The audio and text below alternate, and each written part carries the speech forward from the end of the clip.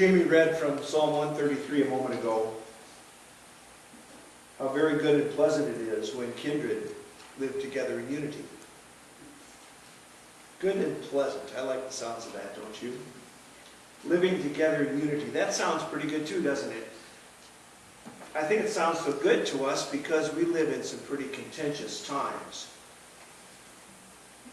It's no secret that living together in unity seems to us to be a far-off dream. Living together in conflict is more like the reality we deal with day to day. What is it about human beings that makes it so hard for us to let go of past grudges, to forgive and to move on, to even be willing to listen to someone who sees the world differently than we do without getting into an argument? Why do we have such a hard time letting go?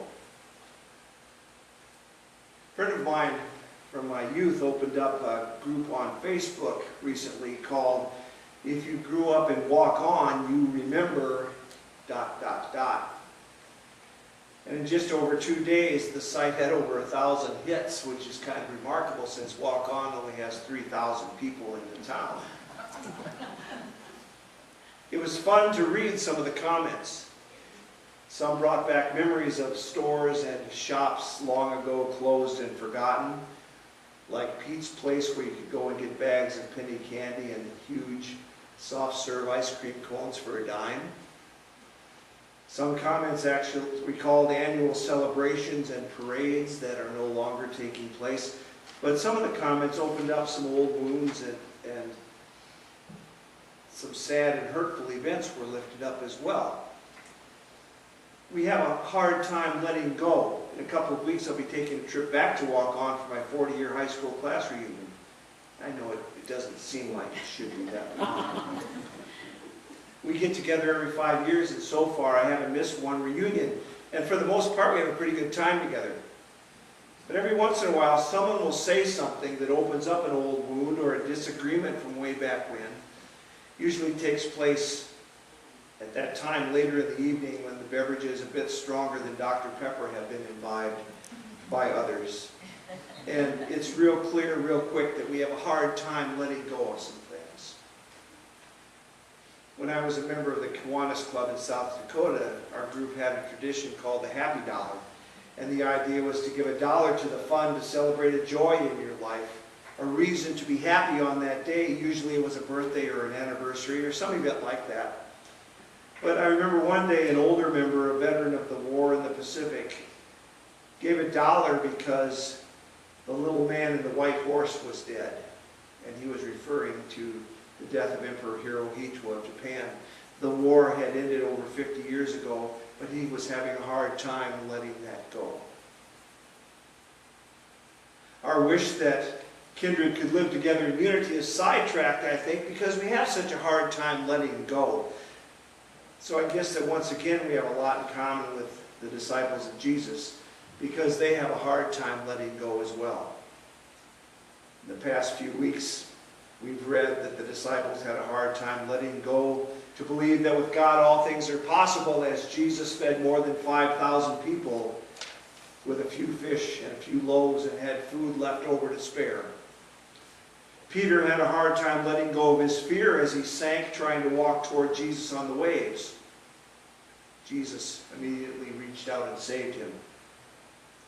Just before the reading for this morning, Jesus has a debate with the Pharisees who had a hard time letting go of age-old views of who and what is clean and who and what is unclean in the eyes of God.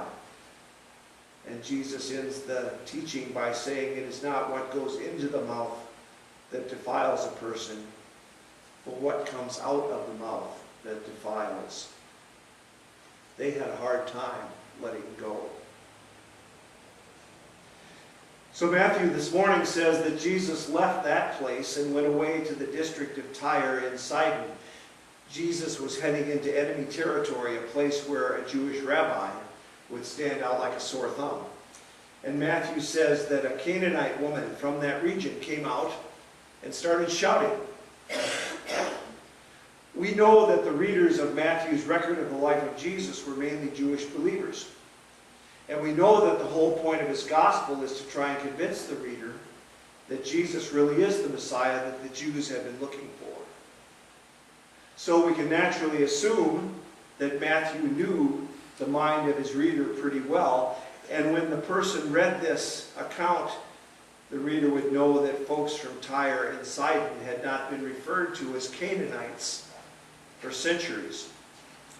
I read somewhere where it would be like today are referring to New York City as New Amsterdam, knowing that that city has not been known as New Amsterdam for centuries either.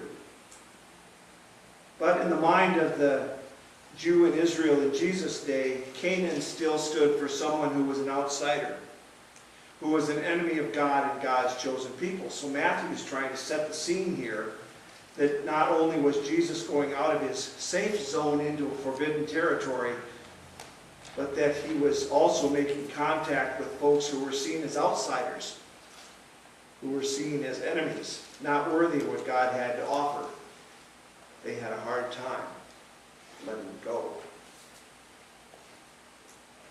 So the woman continues to follow in Jesus and company around, shouting, "Have mercy on me, Lord, Son of David. My daughter is tormented by a demon." And to our surprise, Jesus ignores her. The disciples want to send her away because she's making them uncomfortable. It seems like the disciples have issues with people making them feel uncomfortable. Remember last week where they came to Jesus and said, "Send the crowds away so that they may go into the villages and buy food for themselves." Send them away. That's how the disciples would deal with the problem. And this time, Jesus seems to be in agreement. He says, "I was sent only to the lost sheep of the house of Israel." As you might expect, Matthew's stressing that Jesus is a Messiah for the Jews. But the funny thing is, in this passage, even though this woman is an outsider, even though she's a Canaanite, she sure acts and sounds like an insider, doesn't she? One of God's chosen. She calls Jesus Lord, the Son of David.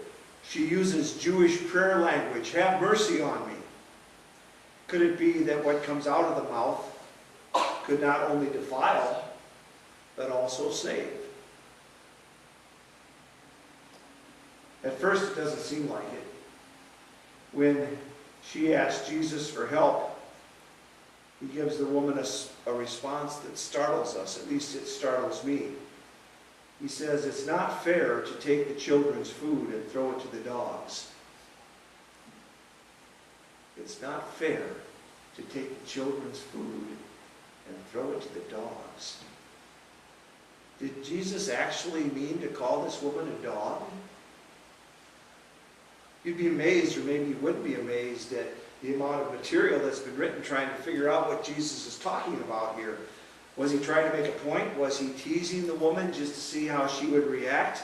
Was he using this saying to see what the disciples would do? Was part of Jesus that was fully human sneaking out just a bit here? No one seems to really have an answer that satisfies me, and I don't think we could have an answer unless we'd been there to hear the tone of Jesus' voice or to see the expression on Jesus' face. What I do know is that in our push to handle this whole issue of Jesus calling this woman a dog, we may have missed a few other key words that come from Jesus' mouth. First of all, Jesus says it's not fair. And fairness is kind of a tricky word when it comes to what we believe and how we see God at work. It seems to me like we're all in favor of God being fair when it comes to everybody else. We can find all sorts of reasons why it just wouldn't be fair or right that God would accept them or call them chosen. But things change just a little bit when we turn that light of fairness on ourselves and all of our blemishes and all of our faults are exposed. Do we really want God to be fair then? God who will give us everything else we deserve? No way. We reach for that grace card pretty quickly. We have a hard time letting go of fairness until it pertains to us. Then Jesus talks about throwing children's food to the dogs. And the woman refers to the crumbs from the table. Now, I don't think it's an accident that this conversation with this Canaanite outsider falls in between two stories about multitudes, thousands of people being fed with what appears to be very little, with not just crumbs, but baskets full of scraps to spare. For some reason, even though we know that God is beyond our understanding and that all things are possible with God and that God is omnipotent and omnipresent, and even though we use all sorts of other hard-to-pronounce words to describe and define God, we still try to limit how God loves God's creation. There's more than enough food to go around when the crowds needed to eat. In fact, we're told that there were baskets of food left over. How can there be any limits to the grace of God for us? Crunch time for you and me is when we have to live as though we believe that that were true. I've struggled with the passage for this morning over this past week. Eyebrows were raised in the office when I reported that I was having a tough wrestling match with a Canaanite woman. But I believe that it's good and pleasant when we live together in unity. I believe that God's plan is that creation will be restored and made whole, and that age-old divisions will be healed, just as surely as that daughter of the outsider who threw herself at Jesus' feet, the one whom she considered to be an enemy. And that begins with you and me. It begins with us being as free to share the grace of God as we were eager to receive it. It begins with being more concerned with how we're going to share the leftovers, the surplus, than we are in making up for the shortfall. It begins with listening more and talking less, with hearing more and shouting less, building more bridges and tearing down a few more walls, perhaps. I hear a lot of talk about people interpreting world events and seeing in those events signs of the end. Maybe what God has in mind for us is to start looking for signs of a new beginning, where the unity that God promises can be a reality for us. Amen. Would you join me in prayer? Gracious God, we have heard your word today, but give us hearts and spirits to truly listen, to truly respond, to change what needs to be changed in our lives so that your love and your grace, your plan and your purpose can flow through us, and so that the unity that you have promised, that is so good and pleasant, might become a reality. We do believe that all things are possible for you, O Lord, who love us, who love and care for this world that you have created. We offer all these prayers in Jesus' name.